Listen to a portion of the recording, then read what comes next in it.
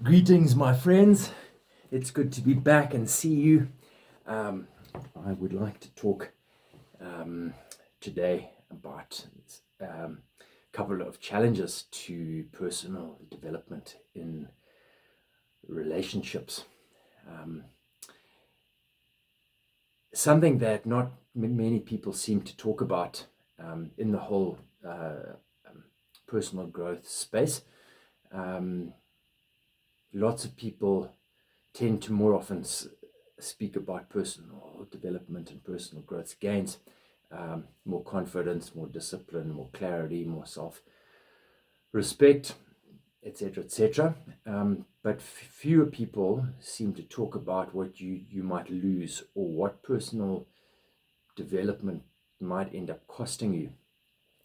Because sometimes the hardest part of becoming a better man isn't the the isn't so much about you changing. It's discovering that the people closest to you, and I'm thinking more than I'm saying it, but that person who's closest to you, your life partner, may not always celebrate or be on board with the man you are working to become. Sometimes your growth doesn't improve your partnership. Sometimes it challenges it. Sometimes it really drags things down. And sometimes, unfortunately, for some people, it actually breaks it. And I'd like to look at this briefly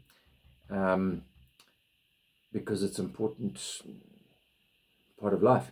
And the problem that a lot of people seem to have is they assume that if they get better at this, successful at that, they improve here, they step up their game there, generally they get better and better. They just seem to think that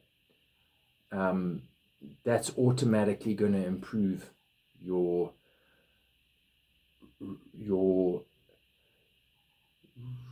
relationship. But relationships, particularly or specifically your lifetime partnership, your lifelong commitment, or your spouse, the relationship there, much of it is built on patterns, habits, an unwritten sort of status quo that's been established over time. And when one person changes, the patterns or the structure of that agreement, if I can use that word loosely, also changes.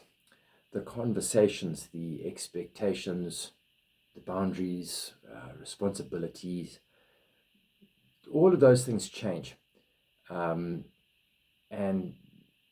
the person you are becoming may no longer easily,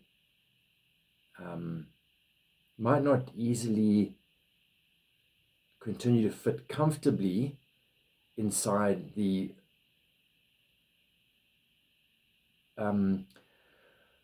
relationship that you used to have. And something about growth, and in this case, in a long-term partnership, is that growth exposes how things are with you, with the other person, and with the partnership as well. a relationship that's very healthy usually has two people that can work stuff out, they can adapt, they can talk things out, they can hear each other, they can each do their own self reflecting to process what that other person's going through. But if you are married to, or you are in a partnership with someone who doesn't have that outlook or that emotional intelligence or those life skills or those advanced life skills that a more healthier person has, then your changes begin to bring things out that were not easily seen previously, because you didn't know that they were there, or you didn't know that you needed to keep an eye out for them. And in some cases, that growth spurt reveals that sometimes there's one person who's actually keeping the whole thing going. It's the person who ends up carrying more, they sacrifice more, they are the ones who stay quiet more, they do more of the adapting. One person, and this is a big one, is doing more of the repairing of the ruptures in the conflict times. One person just does most of the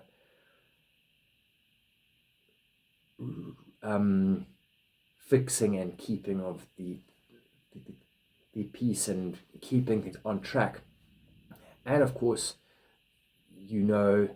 that is extremely costly, it's extremely tiring, and it really does take a great deal out of the one person's life. And you find that when that person finally starts to change, when you start to change, and you start saying, I need to crystallize and communicate boundaries, I need to improve various things, that is going to be seen as a threat or a problem that is going to attract and shift the natural order of how things have always been. And this is where many people become confused, because they think, I'm trying to become a better person. Why is this creating so many problems, so much pushback? And it's because changes can create various pressures, especially when somebody has become comfortable with the old version of you, the version of you who didn't speak up, the version of you that just tolerated things over and over again, the version of you who avoided conflict, the version of you who always apologized first. When that person begins to disappear and a new one starts to emerge, the relationship is forced to face uncertainty and adjustments. And I know that I'm speaking from a man's perspective here, and I'm speaking by and large to men, but this applies equally to ladies as well. There are some very, very nasty men out there.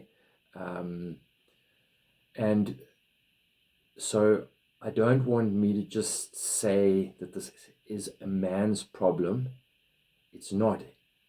It applies to both ladies and men. But for the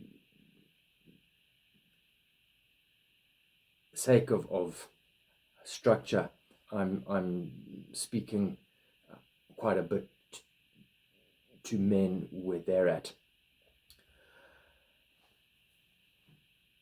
So here, if you find yourself at a point where things haven't been going well, you're not happy, and you realize maybe I need to fix a few things about myself, I need to start improving, growing in whatever areas I can.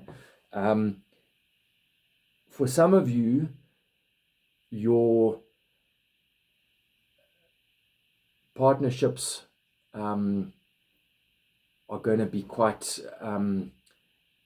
you might be going into some challenging times. So it might be helpful to think about these questions, and it's like, what happens when? And I wrote them here. I'll just read them. Well, what happens when your new boundaries are interpreted as rejection? That might be a cause of your partner's issues. What happens when your confidence exposes unhealthy patterns in your partner that were previously and very conveniently ignored? What happens when your partner genuinely does not want the relationship or the status quo to change? What happens when you want to remain committed without abandoning the progress you have so far made and you intend to keep making? And what happens when you cannot tell whether you are experiencing normal relationship friction, or whether something deeper is wrong? And I'm not here to give you homework, but I would just start putting those questions down, blank piece of paper, and then answering as honestly as you feel that you can, and just keep those back of mind, and to kind of help you build some context about how you're going to walk through a season of your married life or your partnership life that might be coming into a time of discomfort. I'll just use that word. Try and bear in mind that some of those things that I've asked about may be behind why your partner is reacting to these changes like they are.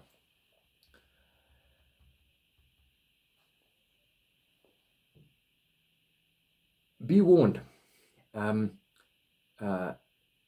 Growth, change, yes, there will be gains and but It also requires you to embrace becoming a more mature person in this, especially to your that person that you that you love and that you want to keep walking out life together with. You have to try and see it from their side. You have to be able to step back and say, well, okay, changes are affecting this person. Before I react badly, I really need to try and get a sense of what's behind what's causing this. Not every person who struggles with your growth is a vengeful person who's out to fight you back.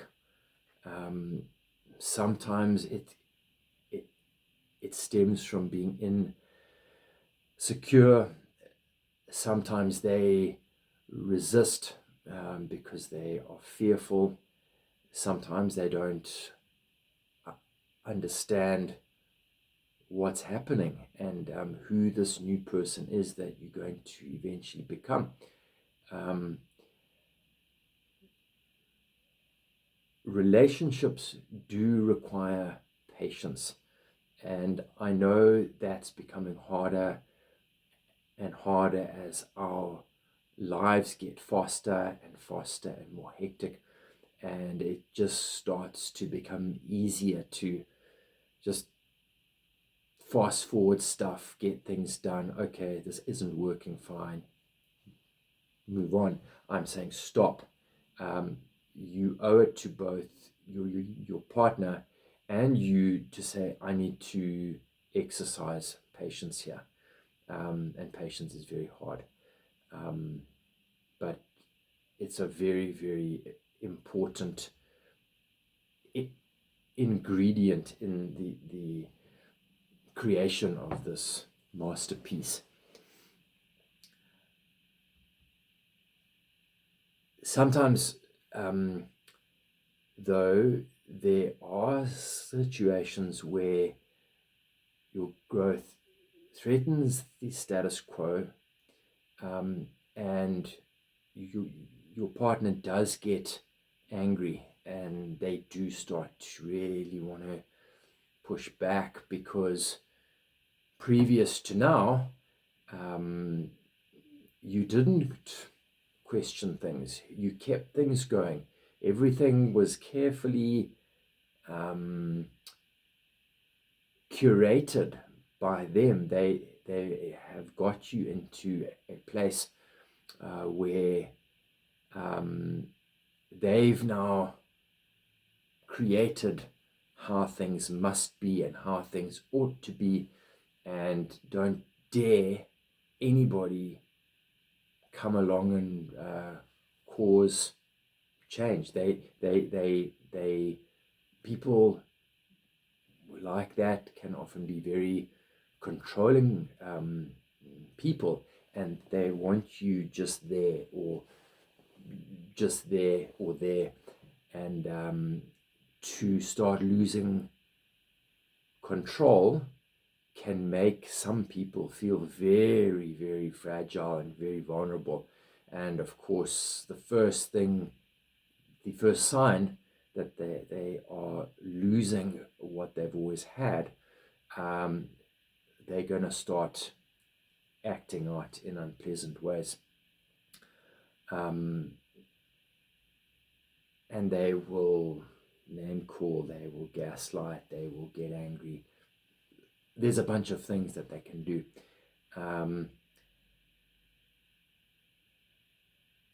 But either way, just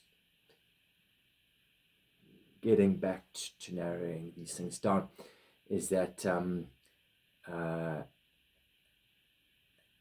by embarking upon this quest, and it is important because you're going to become a better person. Don't forget that end result. Those changes, that move of yours, can start to expose carefully constructed chains of control. So the hard question is, sorry, I started to mumble back a bit there. What do you actually do? Because if you are wanting the best, you're wanting to get better, and you have a particular situation where your partner is now not happy, they start to make things hard, they push back, it starts to become unpleasant. What do you do? Number one, you don't become arrogant. You don't use your growth to becoming better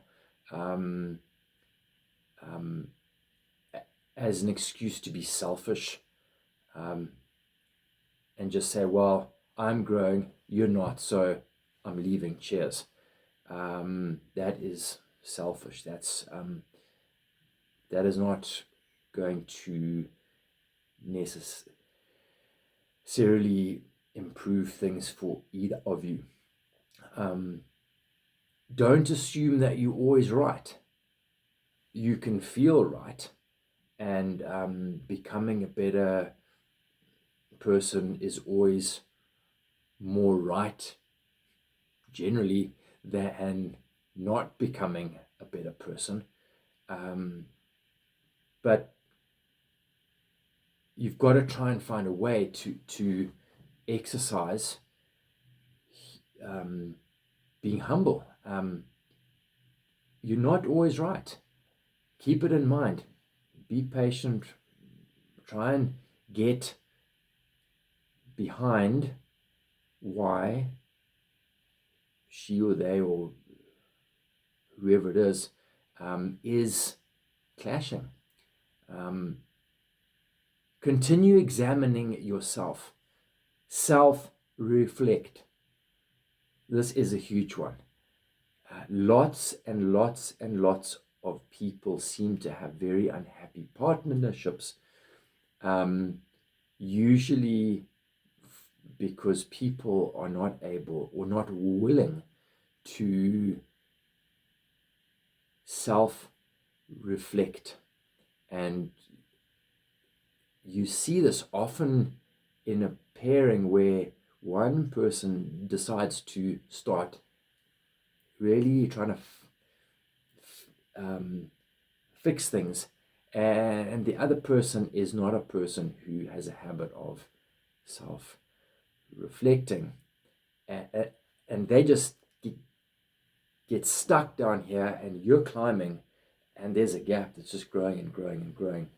So you can't change them, but you can ensure that you can say, whatever's happening here, I am going to, part of my growth and part of me becoming better is exercising the muscle and life skills of stopping and saying, I need to examine myself, my ways, where I'm messing it up. Continue listening. 2 ears, 1 mouth. Listen more than we speak, and that's also hard. But listening and becoming a better one at that is going to improve things or help you more than if you just decide to close up. And finally, biggest one, my guy friend, in fact, both men and women also, continue to take responsibility for everything. Continue to take charge. Continue to say, when a lot of things are going wrong, where could I be doing it differently? Where could I be taking charge? Where could I be taking full responsibility for the circumstance in my life? And if you can embrace that, you already are putting yourself in the higher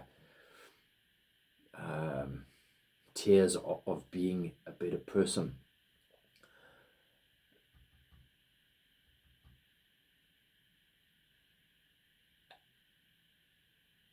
And even though you do those things and you are trying to be mindful of your partner who's in a different place, and as hard as it can be, as long as it takes, don't abandon your decision to grow just because somebody else is in opposition to it. The principle is personal development is going to bring truth to the surface, and it might be uncomfortable for you and it might be uncomfortable for your partner. And it's going to be uncomfortable for the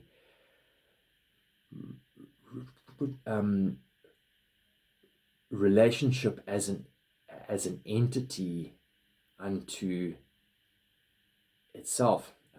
It's going to bring a measure of discomfort. The goal of becoming a better man is not to become somebody who needs nobody. It's to become the best version of yourself that you can possibly be. Not just to add value and benefit to those around you, especially your family, most especially your partner, but for your own good and for your own sense of autonomy and self-respect. The world should become better off somewhat when you can start discovering that better you. And same time, you shouldn't be dissuaded either from embarking on that great quest just so that your other half can feel comfortable with their sometimes dysfunctional, sometimes unhealthy attitudes and negative or harmful behaviors. It may be a bumpy ride for a while, so expect some turbulence, but it'll be worth it in the end. I'll see you in the next one.